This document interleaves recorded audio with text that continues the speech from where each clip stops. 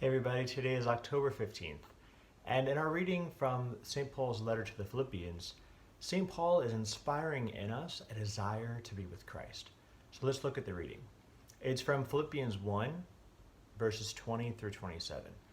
And in this reading, St. Paul is talking about life and death, whether he is to continue in this life or as if he is to die and go to be with Christ, with whom he desires to be.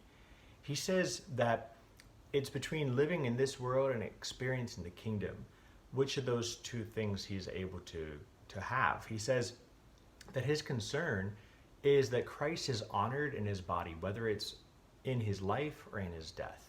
And that shows where his priority is, that whatever he does, whether in his teaching and his preaching, and how he conducts himself, in the way that he dies or whether he lives, that all of it is for Christ's glory, and that's what his main concern is. He says, for me to live is Christ, and to die is gain. That means that for him, his entire life is about obeying and being with Christ. And that even if he dies, he's not losing anything, he's just gaining, because now he's finally with the person that he desires to be with. He says, if it is to be life and the flesh, that means fruitful labor for me. In other words, if he is to continue to live in this life in the flesh, he says, then the whole purpose of his living is for fruitful labor, which he means laboring for the church, for inspiring people to be closer with the Lord. And he desired to be with Christ, but he says to stay is necessary in order for him to preach the gospel. In other words, as much as he would like to be with Jesus, as much as he would like to pass on from this life to the next so that he can be with his Lord, he recognizes how much need there is for this early church, for the growth of the church, for people to be preached to in their language, to understand it, and to be inspired to also give their life for Christ. And he says that the progress of the people of the church is and their joy is what he is doing it for. He says that that all of it's for the glory of Christ. And then he leaves them with this message. He says, let your manner of life be worthy of the gospel of Christ.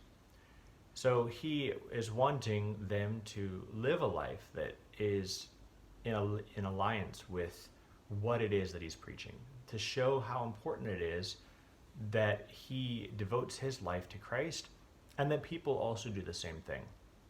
Now, the question that I would like to pose for all of us today is, do we desire to be with Christ? Do we desire Christ today in our life, in our work, in our church, in our personal prayer life, when we're home alone, when no one else is with us? Do we desire to be with Christ?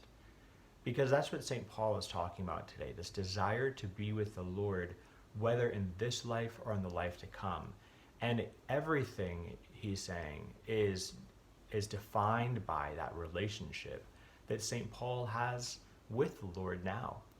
And one of the beautiful things about the Orthodox Church and the way that we approach theology, the way that we approach the liturgy and the sacraments and icons and relics, all of this, is that we don't just emphasize eventually dying, that we're eventually going to die in this life and that we're going to pass on to go to heaven somewhere else. We emphasize the fact that we can experience heaven, we can experience the kingdom now, today, in a relationship with Christ, in and through the sacraments, that we can experience the Lord today, and that we can desire him, so that when we do pass on to the next life, that we are meeting the object of our joy, the object of our desire, and that our desire and our joy will be even more full, even more complete than it is in this life.